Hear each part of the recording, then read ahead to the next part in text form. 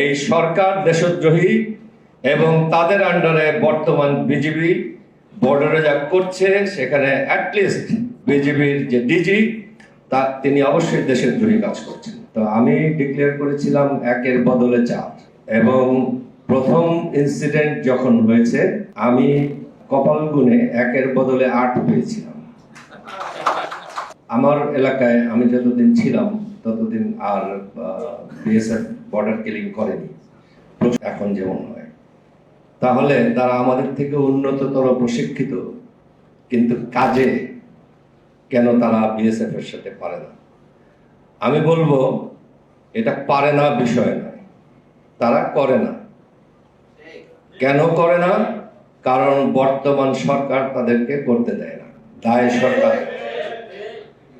এই যে বিজিবি নামে একটা অস্ত্র বাংলাদেশের আছে, বাংলাদেশের প্রতিরক্ষার জন্য আছে এবং তাদের প্রাথমিক দায়িত্ব হচ্ছে বর্ডারে বাংলাদেশের জনগণকে রক্ষা করা, তাদের সম্পদ রক্ষা করা, বাংলাদেশের ভূখণ্ড পাহারা দেওয়া।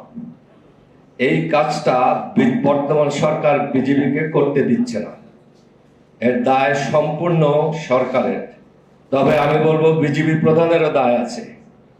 যে বিজেপি প্রধান আমাদের একজন নাগরিক হত্যার পরে কথা বলছেন না, বরং বলছেন যে এরা যে হত্যা হলো সে একজন চোরাকারবারি ছিল, তিনি বাংলাদেশের জনগণের প্রতি অবিচার করছেন, তিনি যেটা করছেন সেটা দেশদ্রোহিতা।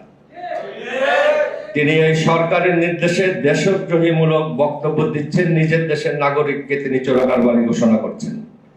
এই সরকার দেশদ্রোহী এবং তাদের আন্ডারে বর্তমান বিজেপি বর্ডারে যা করছে সেখানে অ্যাটলিস্ট বিজেপির যে ডিজি তিনি অবশ্যই দেশদ্রোহী কাজ করছেন।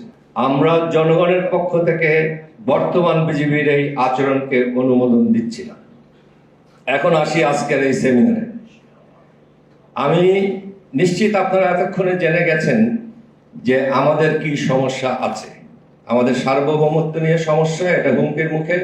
আমাদের এই সরকার নিয়ে সমস্যা, কারণ আমাদের সার্বভৌমত্ব এই হুমকির মুখে ফেলেছে এই সরকার। ভারত একটা বন্ধু সরকার পেয়েছে বাংলাদেশে, যেটা আমাদের কোনো সরকার না, এটা ভারতের স্থাপিত সরকার। বাংলাদেশের জনগণ কোনো ভোটার এদের ভোট দিয়ে এখানে বসায়নি। তাদের হাত ধরে ভারত এই সরকারকে যা করতে বলছে বাংলাদেশে তাই হচ্ছে এখন। এটা আমাদের আরেকটা সমস্যা।